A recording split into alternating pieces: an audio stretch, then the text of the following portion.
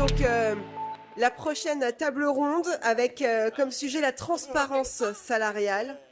Une table ronde animée par Sandra Benoît, qui est experte en transformation des organisations chez NextGen. Elle reçoit trois invités. Sandrine Dorbe, experte en rémunération, conférencière, autrice chez Much.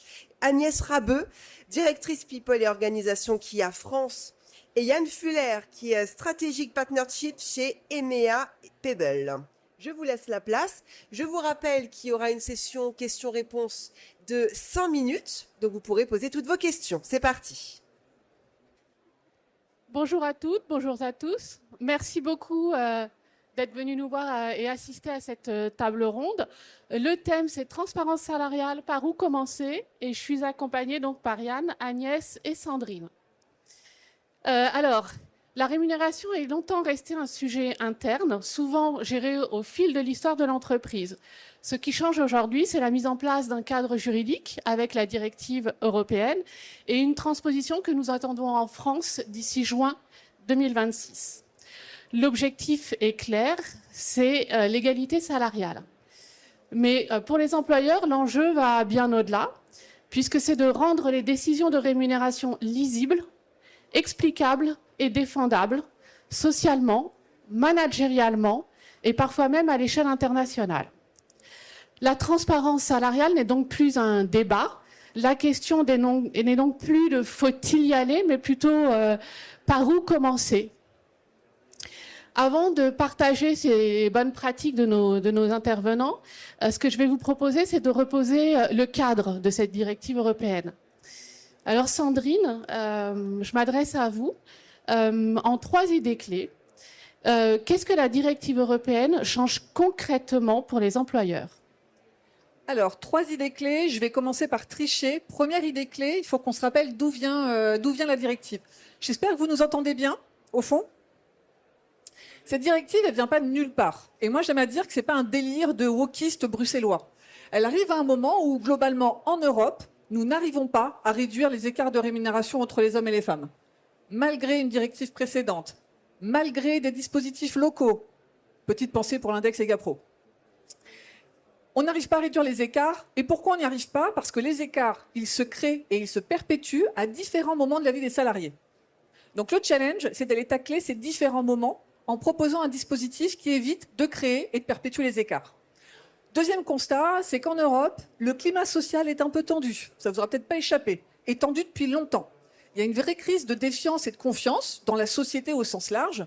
Et le pari de la directive, c'est de ramener de la confiance dans les entreprises en forçant les employeurs à être très clairs sur les règles du jeu. Avec la directive, on va devoir expliquer comment est-ce que les salaires, les rémunérations au sens large sont définies et comment est-ce qu'elles peuvent évoluer dans le temps. Alors, très concrètement, la première mesure, celle dont on parle beaucoup, c'est au moment du recrutement, il va falloir afficher une fourchette de salaire sur toutes les offres d'emploi. Toujours au moment du recrutement, nous n'aurons plus le droit de demander aux candidats et aux candidates leur salaire antérieur. L'idée, c'est d'éviter le biais d'ancrage et de se dire « elle me demande 50, j'ai un budget de 60, j'ai un peu de marge, je lui propose 55, ce sera bien ». Pendant la vie en entreprise, les salariés auront ce qu'on appelle un droit à l'information. Ils auront le droit d'avoir accès, sur demande ou non, aux règles en interne. Comment on définit les salaires? Pourquoi est-ce que j'ai cette rémunération? Pourquoi est-ce que je suis à ce niveau? Et qu'est-ce que je peux faire pour que cette rémunération elle évolue? Qu'est-ce qu'on attend de moi concrètement pour avoir une augmentation, une promotion? Le deuxième volet, alors c'est celui qui est le plus sensible sur ce droit à l'information, c'est que les salariés auront le droit de demander la moyenne des salaires à poste équivalent.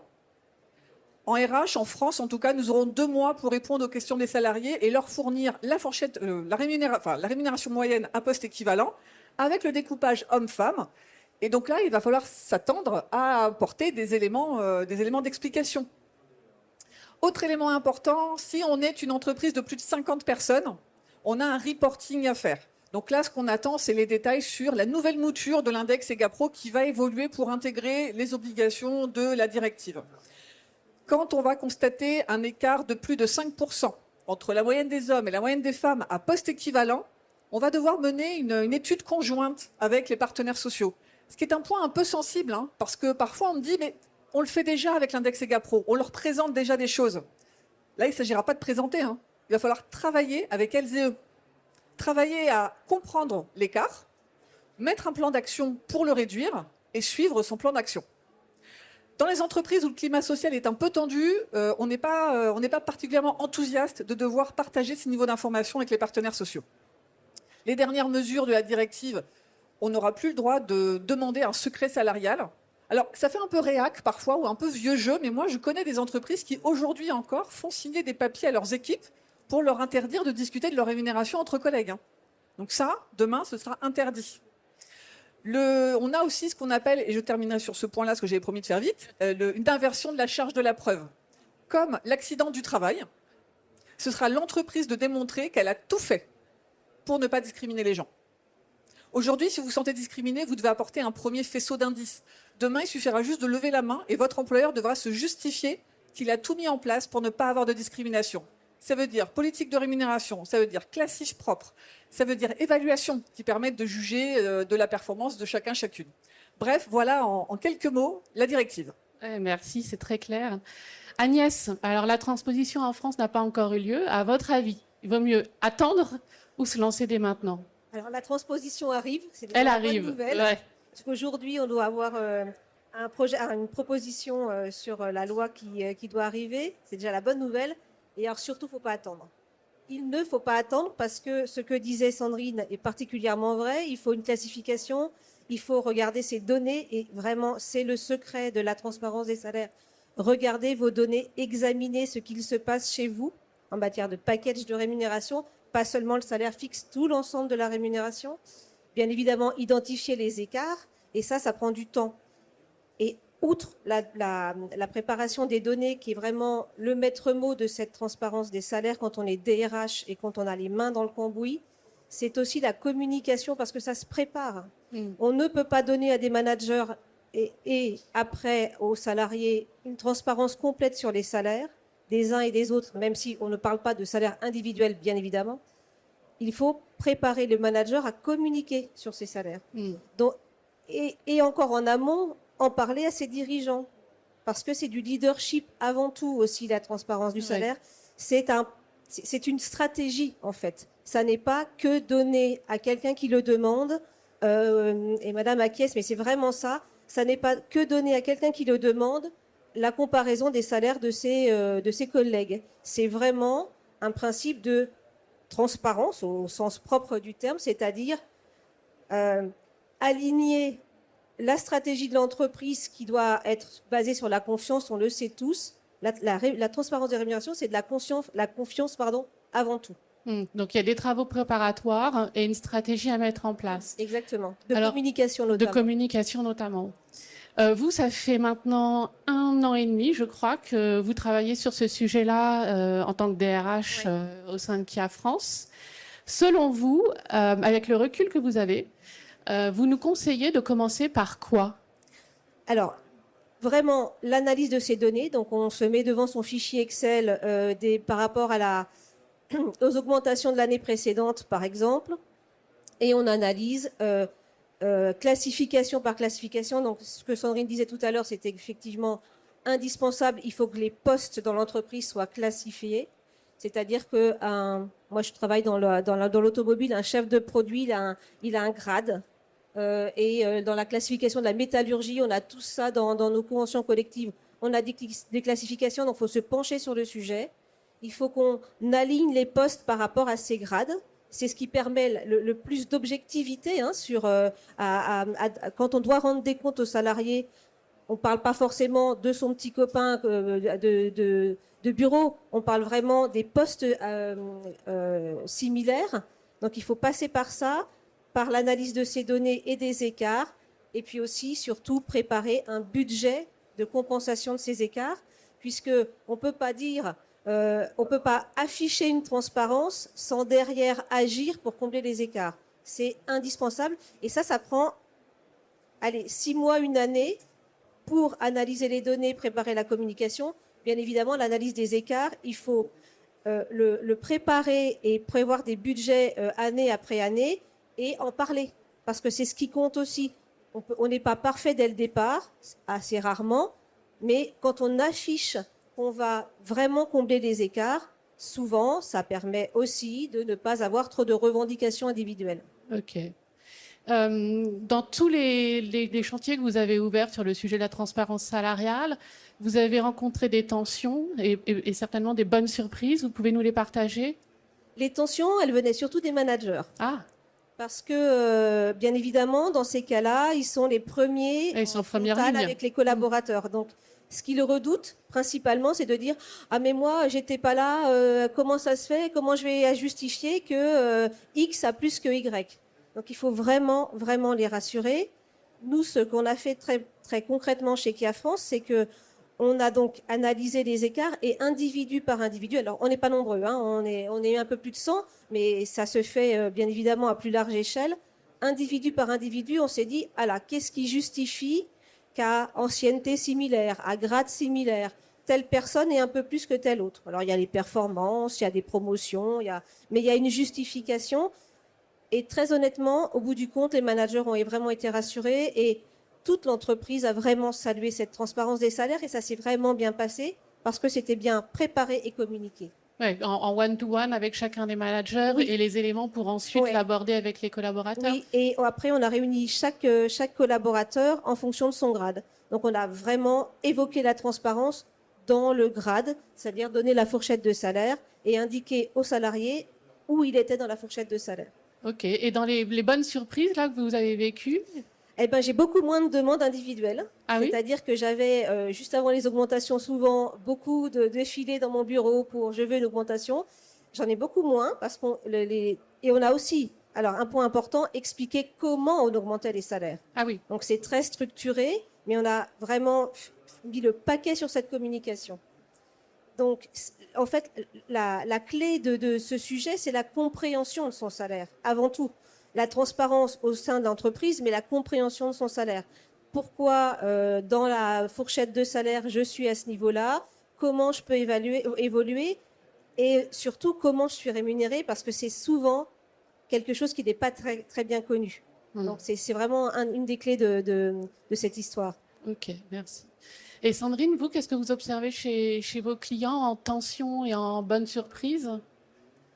Alors, les tensions, elles sont variées. Parfois, elle vient justement du management qui n'a pas les clés pour répondre aux questions des équipes et qui a vite tendance à dire c'est pas moi, c'est la RH. Donc, l'idée, c'est de rassurer aussi ces managers, de leur donner les clés pour qu'ils puissent répondre aux questions sereinement. Les tensions, parfois, elles viennent de l'historique du dialogue social. Donc, c'est vrai que j'accompagne des entreprises qui, parfois, ont un historique qui est un peu lourd, un dialogue social qui est dégradé. Mais c'est vrai que rajouter par-dessus la transparence des salaires, dans certains environnements, c'est mettre un peu d'huile sur le feu. Ouais. Mais d'où l'importance de prendre de l'élan et de commencer le plus vite possible. Cette directive existe depuis 2023. Depuis 2023, moi, j'agite mes petits bras en disant, regardez, il y a ce truc qui arrive, c'est énorme, ça va tout changer. Et on me dit, écoute, Bichette, on fera rien avant juin 2026. La bannette, elle est pleine d'urgences à traiter. On va traiter les urgences les unes après les autres. Et quand le texte de loi existera, quand on aura les décrets d'application, on se mettra sur le dossier. Mais avant ça, on ne touche à rien. Erreur monumentale, parce que comme le souligne Agnès, sur une entreprise de 100 personnes, ça leur a pris 1 an et demi. Je ne vais pas vous faire peur, hein, il y a des solutions, on va vous proposer des trucs après. Mais les tensions, elles sont de divers ordres, et parfois, ça vient du fait que le management n'est pas solide, que les règles ne sont pas définies. Ouais. Parfois, et alors, je le dis sans me moquer, mais j'arrive dans une entreprise, comment on définit les salaires? Ouais, donc Il y a faut des poser la grades. base. Est-ce qu'on peut voir les grades? Ah non. Il y en a même une qui m'a dit, non, on a mis des lettres, mais on n'a pas la maturité pour expliquer. Bah, vous avez été capable de dire qu'il y avait 8 niveaux? Non, on ne le fera pas. Et bien là, il va falloir le faire. Donc parfois, les règles, elles ne sont même pas connues de l'équipe dirigeante. Alors je mets l'équipe dirigeante au sens large, parce que contrairement à ce qu'on peut penser avec ce texte qui s'appelle transparence salariale, ce n'est pas un problème de RH. La RH est clairement partie prenante. Mais c'est un problème de gouvernance, c'est un problème de management, c'est un problème de communication. Donc quand parfois j'interviens en codir et qu'on me dit oui, bon bah la RH elle va gérer, et que parfois la DRH me dit ouloulou, mais attendez, moi j'ai un directeur ou une directrice rémunération, c'est une rockstar, elle va me gérer ça. Bah non, c'est le problème de la direction au sens large. C'est un problème qui est assez transversal dans l'entreprise. Yann, maintenant je vais vous demander votre point de vue plutôt au niveau européen, puisque vous faites du portage salarial à un niveau européen, voire international. Comment ça se passe chez vous? Donc, pour nous, c'est un peu bizarre parce que nous sommes un employer of record. Ce qu'on fait, on fonctionne comme un portail salarial, mais à l'étranger, pour les entreprises qui souhaitent recruter à l'étranger. Ils utilisent notre plateforme et notre système pour recruter. Donc, pour nous, ce qui devient compliqué, c'est que c'est nos clients qui échangent avec nos salariés et c'est eux qui négocient les salaires. Et donc, c'est là où on est toujours en attente. Et on attend toujours de la direction de la directive. Pour nous, ce qui est important, c'est juste de bien communiquer avec nos clients et également nos salariés. Parce que nos clients sont surtout des clients américains et ils savent que ça arrive en Europe. Et ils viennent toujours avec nous avec des questions et on reste toujours niveau attente. Ok, merci. Sandrine, vous avez parlé tout à l'heure de solutions. Vous nous avez dit, rassurez-vous, il y a des solutions. Alors, est-ce que vous voulez bien nous les partager, ces solutions? Oui, il y a plein de choses qu'on peut faire pour prendre ce sujet à bras-le-corps. Et peut-être c'est ce que Agnès, vous avez vécu, et je serais curieuse d'avoir votre avis sur les solutions que je préconise. Mais parfois, je rencontre des DRH qui me disent, mais nous, on n'a rien. On est dans le noir total. Et finalement, quand on se pose avec elles et eux, on se rend compte que non, il y a des choses. Les règles, elles sont peut-être pas écrites dans un document qu'on appellerait politique de rémunération, mais elles sont là. Les classifications, elles sont peut-être vieillottes, on les a peut-être pas revues depuis longtemps, mais il y a une base et on s'en est servi. Donc en fait, il y a beaucoup de choses qui nécessitent un petit coup de polish, en tout cas qu'on remette le sujet sur la table et qu'on le remette à jour, mais il y a déjà beaucoup de choses qui existent. Moi, je suis consultante, donc moi, mon truc, c'est ce que je vends, c'est des politiques de rémunération, donc j'ai un énorme biais. Donc moi, j'ai envie de vous dire, on commence par sa politique de rémunération. On commence par se mettre d'accord sur les règles en interne. Comment on définit les salaires, comment ils évoluent dans le temps. En parallèle de ça, il faut travailler ces classifications. Alors, la directive ne dit pas faites des classifications, mais si on veut répondre à la directive, une petite classification, ça va quand même bien aider. Mais en tout cas, de se poser la question, en fonction des critères objectifs, alors définis dans la directive, certes, mais qui sont aussi du sens commun. Parfois, on me dit, mais les critères de la directive sont compliqués. Sont compliqués? Compétence. Qui ne fait pas une grille de rémunération en fonction de la compétence? Effort. Responsabilité. Ce qu'il y a dans la directive, il y a quand même beaucoup de bon sens que beaucoup d'entreprises font déjà un peu sans le savoir. Donc il faut remettre tout ça à plat, travailler sa politique de REM, travailler sa classif. Et ce que dit Agnès, mais moi je dis ça à tous mes clients, lancez-vous, faites vos reportings maintenant. Faisons comme si la loi était passée, les décrets d'application sont votés, il n'y a plus qu'à. Et faites vos reportings et là vous allez voir tout de suite où est-ce que ça bloque. Parfois on me dit, nos postes, on n'arrive pas à faire de reporting parce qu'on n'a pas de poste équivalent. On va commencer par là. On ne peut pas faire nos reporting parce que notre classification, on l'a jamais mise à jour et finalement, on a placé les gens dans des classifs un peu au doigt mouillé. Nettoyons ça. On fait ces reportings, on voit qu'il y a des énormes écarts qu'on n'arrive pas à expliquer. Concentrons-nous sur l'explication de ça. Donc en fait, se lancer comme si la loi était passée, ça permet tout de suite d'aller voir où est-ce qu'on est le plus sensible.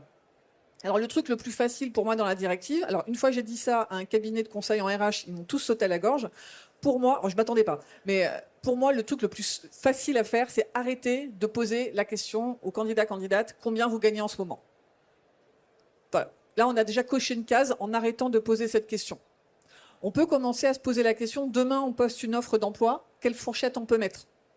Et alors, attention, à la fourchette que vous avez publiée en externe, elle sera vue en interne. Du coup, cette fourchette que je vais poster là sur mon offre d'emploi, comment je l'explique à l'équipe qui est là? Et tout ça, c'est des petits pas pour commencer à construire sa mise en conformité avec la directive. Alors, le temps passe vite. Il va falloir qu'on va conclure pour vous laisser du temps de questions-réponses. Alors, un mot de la fin, chacun et chacune d'entre vous. Qui veut commencer? Alors, je monopolise le temps de parole. Alors, moi, je pense qu'il y a une chose, et c'est vrai que je ne l'ai pas dit juste avant, mais la chose par laquelle il faut commencer, c'est comprendre ce que dit le texte. Comprendre ce que dit le texte, parce qu'aujourd'hui, dans la presse et dans les médias, on commence à en parler de cette fameuse directive, et il y a beaucoup d'idées reçues qui circulent. Et j'ai une cliente, PME de 250 personnes, qui, elle a réalisé que travailler sur le sujet était sa priorité absolue. C'est quand il y a eu dans la presse le sujet des arrêts maladie pendant les congés. Il y a des collaborateurs, collaboratrices concernés qui sont venus la voir, qui l'ont assommée d'informations vraies, fausses. En tout cas, ça a été compliqué dans son entreprise. Et elle s'est dit, OK, aujourd'hui, il y en a 5 qui sont venus me voir pour me parler de ça. Demain, ils seront 250. Donc moi, je dois être en capacité de leur dire, voilà ce qu'on va être obligé de faire. Voilà ce que la loi ne va pas nous contraindre à faire et qu'on ne fera pas. Donc déjà, bien comprendre la directive. Alors pour ça, je vous invite à acheter mon livre. Oh, la promo crado. Mais en tout cas, s'il y a un truc à faire pour commencer, c'est comprendre vraiment ce que dit le texte. Moi, très clairement, je vais revenir là-dessus, c'est la préparation. Donc, allez-y maintenant, là. Il faut y aller. Je ne sais pas si vous avez négocié vos augmentations de salaire, s'il y a beaucoup de DRH dans la salle, mais il faut prendre ce sujet-là à bras le corps dès maintenant pour pouvoir être prêt quand quelqu'un vous posera la question. Et je reviens aussi sur la fourchette des salaires qui sont diffusés quand on poste des offres de recrutement. Ce que disait Sandrine, mais c'est vraiment... on est en plein dedans. Quand on diffuse une fourchette de salaire, il faut qu'en interne, elle soit connue. Donc tout ça, c'est lié. Ça va vraiment dans le bon sens. Ça crée de la confiance. Allez-y sans avoir peur et chaussez vos chaussures de marche, de randonnée. Il y a un peu d'escalade. Mais après, on arrive vite au beau lac Léman, comme le disait la personne d'avant, pour rallumons le feu des managers. Yann? Oui, c'est ça, exactement. C'est d'être prêt et d'être transparent devant nos clients et également nos salariés aussi. Ben, merci. Ce que j'ai envie de retenir, c'est que finalement, la transparence des salaires, c'est pas uniquement le fait de communiquer sur la rémunération. Il y a un travail préparatoire à faire, une stratégie à poser, à embarquer tous les collaborateurs et notamment la ligne managériale, mais également la direction sur ce sujet. Je tenais à vous remercier et à vous souhaiter à tous un bon salon. Et avant Merci. de partir, Mais une c'est séance pas de terminé, questions-réponses. Bah oui, il y a des questions. Exactement. J'imagine que vu le sujet, il y a peut-être pas mal de questions. Donc, on a un petit peu de temps, peut-être pour 2-3 questions. Oui, madame, il y a le micro qui va arriver. Juste.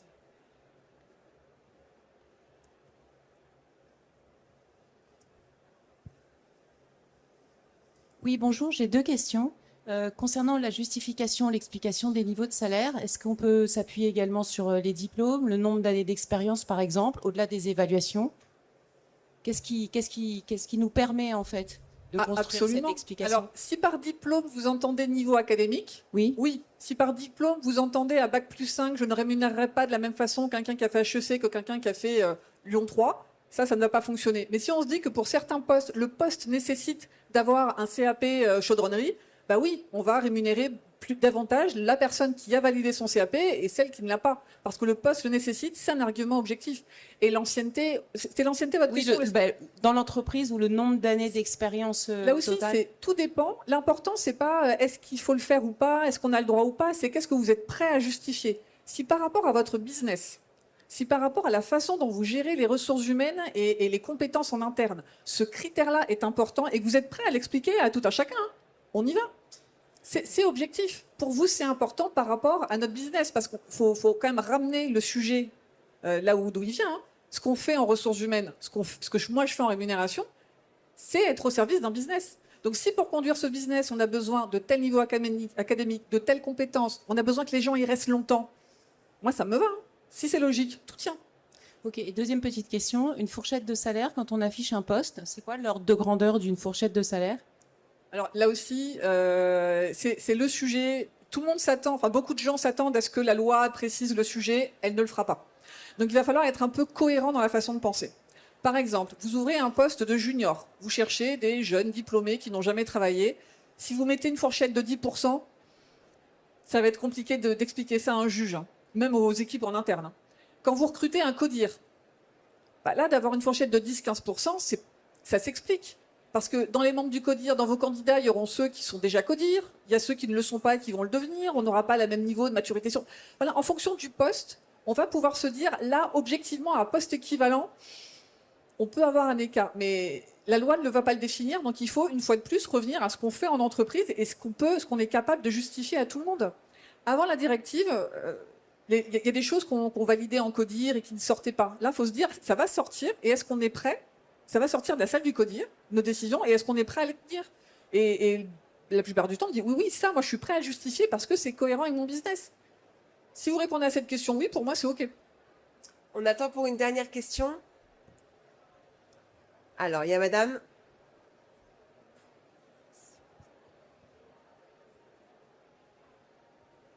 Bonjour, donc moi je suis Virginie Germain, je suis DRH d'un cabinet de recrutement, donc inutile de dire que maintenant tous les consultants en recrutement à qui vous avez confié des missions vont vous demander les fourchettes salariales.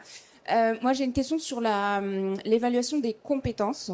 J'ai compris également qu'on devait prouver qu'à compétences égales, salaire égal, mais métier transverse. J'entends voilà, un DRH et un DAF, on a des compétences managériales, et qu'il fallait croiser ces données-là aussi en transverse. Vous confirmez, et quels conseils, du coup, vous pouvez donner pour croiser tout ça? Alors, j'aurais tendance à confirmer, effectivement, mais à partir du moment où vous avez votre classification, parce que c'est quand même, on en revient là, hein, quand on peut prouver à un juge que le DAF, la DRH ou le DRH est bien au même poste au même grade de classification, les compétences, oui, pour un grade, les compétences sont les mêmes normalement, hein. L'expérience, ça c'est autre chose. Et l'ancienneté dans l'entreprise, c'est aussi un autre sujet.